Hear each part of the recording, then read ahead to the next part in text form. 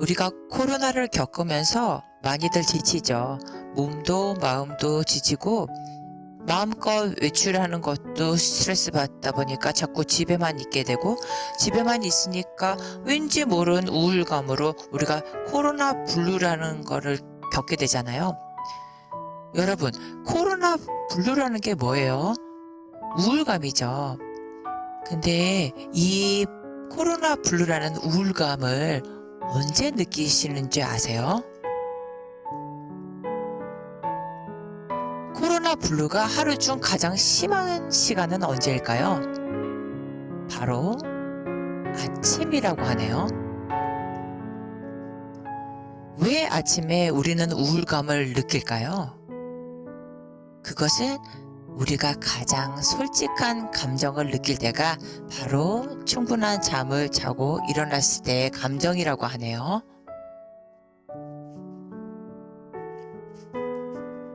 한강 의대생 사건 아버지 블로그에 가보면요. 아버지가 회사에 나가서 대기업에서는 심리 상담할 수 있는 공간을 마련해서 직원들의 어떤 심리적인 상황들을 상담해주는 시스템이 있더라고요. 그래서 MBTI 같은 경우도 서로 맞는 성향과 안 맞는 성향에 따라서 어떻게 소통을 하는지 코치도 해주고, 그리고 어떤 스트레스 요소를 어떻게 받고 있는지, 어떻게 개선해 나가면 되는지 그런 것들을 상세히 상담해주는 공간이 있더라고요. 아버지께서 그 상담사를 통해서 당신은 지금 번아웃 상태인 것 같습니다 라는 말씀을 들으신 것 같아요. 왜 그런 걸 안 겪겠습니까?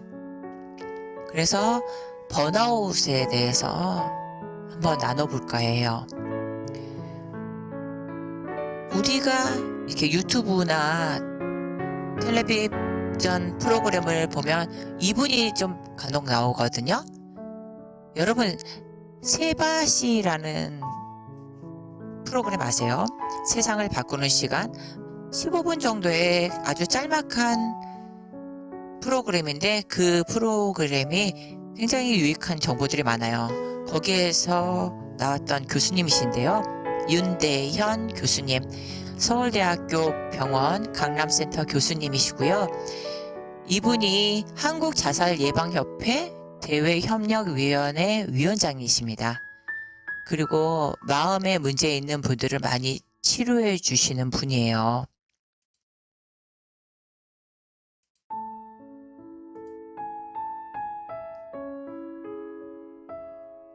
저서에는 일단 내 마음부터 안아주세요. 살펴보니 행복은 이렇습니다.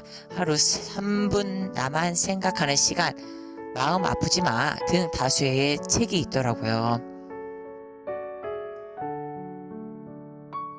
그래서 윤대현 교수님의 영상을 여러 편 찾아보면서 제가 번아웃에 대해서 조금 내용을 추려봤어요. 번아웃이란 무엇인가? 번아웃은 다 타버린 거죠. 뇌 에너지가 빠져서 지치는 것이 번아웃입니다. 그리고 소진 증후군이라고도 말을 한대요. 그러니까 우리가 지금 에너지가 다 빠져서 다 타버린 거죠.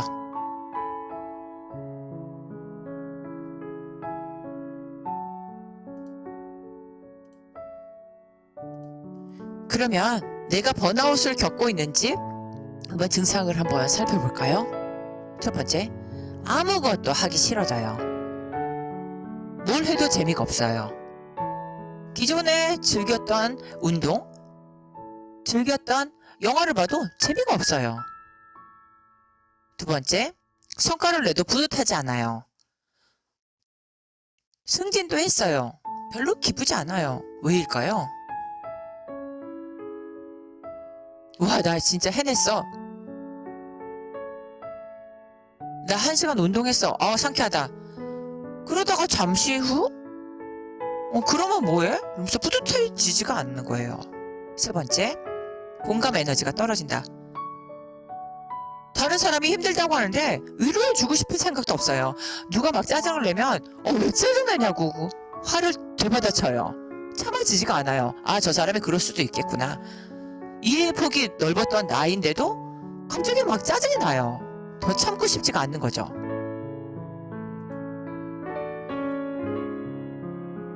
이런 증상들이 번아웃 증상이라고 합니다. 아, 내가 뭐 이거 하면 업무해. 재미있는 것도 없어. 너 왜 이렇게 짜증이 나지? 그냥 두고 볼 일이냐? 그건 아니라는 거죠. 핸드폰 배터리가 충전되지 않았다고 핸드폰이 고장난 건 아니거든요.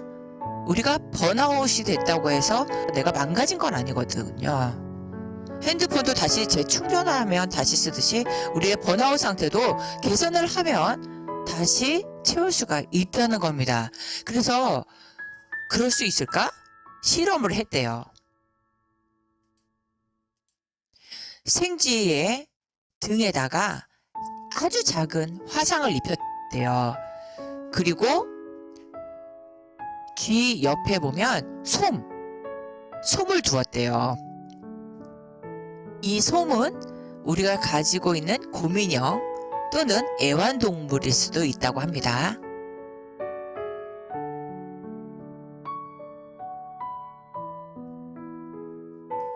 쥐의 등에 작은 화상을 입혀서 이 쥐를 여러 쥐와 같이 놀고 부비고 하는 스킨십들을 했더니 첫 번째 줄에 있는 쥐 사진 3장을 보면 알듯이 완전히 예쁘게 회복이 됐어요. 두 번째 쥐는 옆에 솜을 두어서 자꾸 부빌 수 있게 했더니 상처가 아물었어요. 세 번째 쥐는 그냥 뒀어요. 그랬더니 상처가 아무는 시간이 굉장히 길었다고 하네요. 이 실험에서 알 수 있는 것이 뭘까요?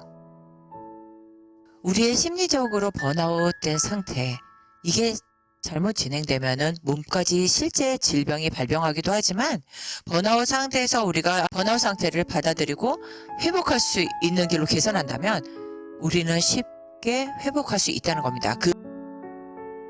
우리가 번아웃 상태를 그럼 개선하려면 어떤 노력을 해야 되느냐? 여러 사람과 같은 생각과 같은 마음이 가진 사람들과 소통을 하거나 그리고 서로 안아주거나, 만약에 그런 환경이 되지 않는다면 내가 곁에 애완동물을 줄 수도 있고 부들부들한 곰인형을 부빌 수도 있고 또 다른 소통, 직접 내가 현장에서 사람을 만나고 나누고 안아주고 할 수는 없지만 온라인상에서 격려해주고 위로해주고 공감해주는 거, 그게 가능하지 않을까 싶어요. 제가 위드정민 방울새님을 온라인상으로 바라보면서 어떤 생각이 들었냐면, 정민이를 위하는 마음을 알겠는데 저는 방울새님까지도 잘못될까봐 너무 걱정이 되더라고요. 정민이도 걱정이 됐는데 유가족들이 아플까봐 걱정이 되더라고요. 그런데 번아웃 소식을 들으니까 너무 속상하고 마음이 아팠어요. 어떻게 하면 될까? 저는 사실 아버지가 번아웃 될 수밖에 없는 이유를 우리 다 알잖아요. 한강의대생 사건에서 유가족들은 얼마나 힘드시겠어요. 제가 블로그 글을 보면서도 느끼는 게 뭐냐면, 정말 아버지가 번아웃이 될 수밖에 없겠구나. 아들의 죽음의 진실도 찾아가면 찾아갈수록 답답한 현실에 부딪히고 은폐되고, 그리고 직장 생활도 유지를 해야 재판 비용도 될 것이니까 회사에서도 최선을 다해야 되고, 가장 힘든 건 우리 정민군 어머니에 대한 보호를 철저히 해주시잖아요. 그게 너무너무 대단하신 것 같아요. 남아있는 식구여봤자 아내밖에 없잖아요. 그러니 아들도 사건 진실을 밝혀야 하고 아내도 보호해야 되고 직장 생활도 영위해야 되고 거기다가 진실을 찾아주겠다는 분 한 분 한 분 다 대응을 해야 되고 그리고 블로그에 수많은 글들이 올라왔을 때 그래도 이 사건에 관심이 끊이지 않게 하기 위해서 글도 올리셔야 되고 또 달린 댓글에 대응을 해 주셔야 되고 소진이 안 될 수가 없죠. 번아웃이 안 될 수가 없어요.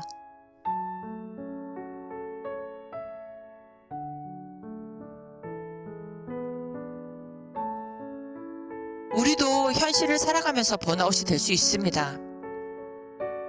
가족을 잃어서 겪을 고통으로 번아웃이 될 수 있습니다. 그럼 과연 이거를 어떻게 탈출을 할 것인가?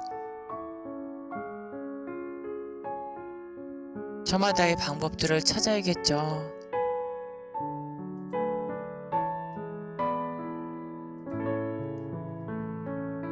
교수님께서 또 이렇게 잘 정리를 해주셨더라고요. 번아웃이 왔을 때 내가 해야 할 일. 첫 번째, 나 자신을 사랑하기.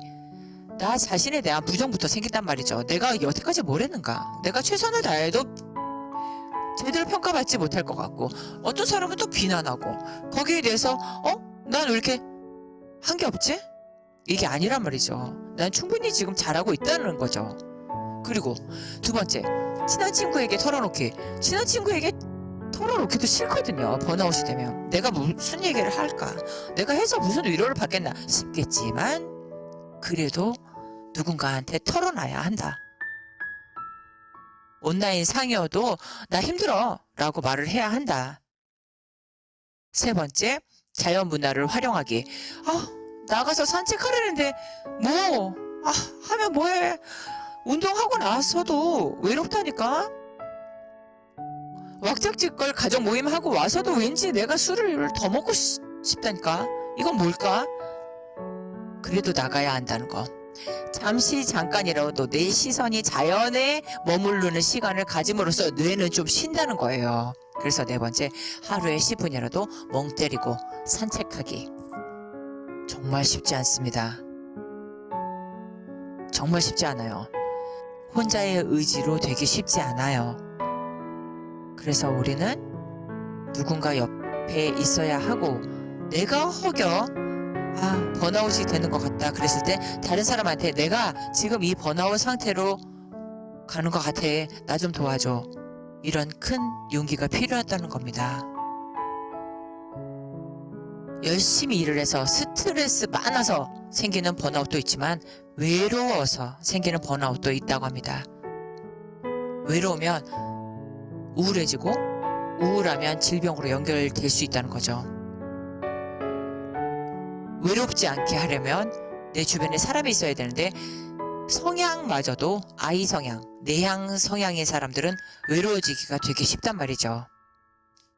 그래서 내가 직접 겪은 옆에 사람이 없더라도 요즘은 온라인상으로 소통할 수 있는 길이 참 많단 말이에요. 참 신기한 거 아세요? 제가 MBTI 성격 유형 영상 3개를 올려놨거든요.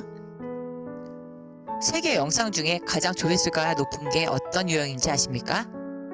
ISFJ. 내향이면서 사람 중심의 사람들이 가장 많은 조회를 했어요. 왠지 아세요? 이분들은 사람이 꼭 필요한데 적극적으로 나가서 모임을 주선하거나 참여하는 게 쉽지 않은 성향들이거든요. 그러니까 어떠해요? 온라인상으로 공감을 하고 살펴보는 거라 저는 해석하고 있습니다. 유튜브 플랫폼이 지향하는 바가 인간과 교육입니다.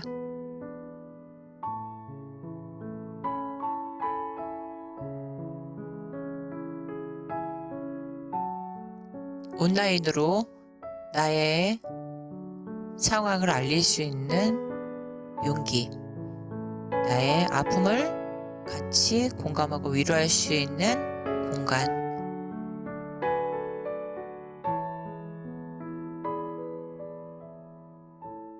가족도 나를 위로하지 못한다고 생각하면 온라인 상에서 서로 위로하는 사람들을 만나면 되지 않을까요?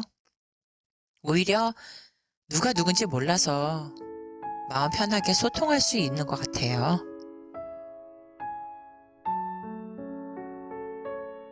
정민이는 그런 소통의 공간을 만들어준 고마운 친구인 것 같습니다. 우리는 정민이를 통해서 유가족도 위로하고 있지만 우리 자신을 위로하고 있는지도 모릅니다.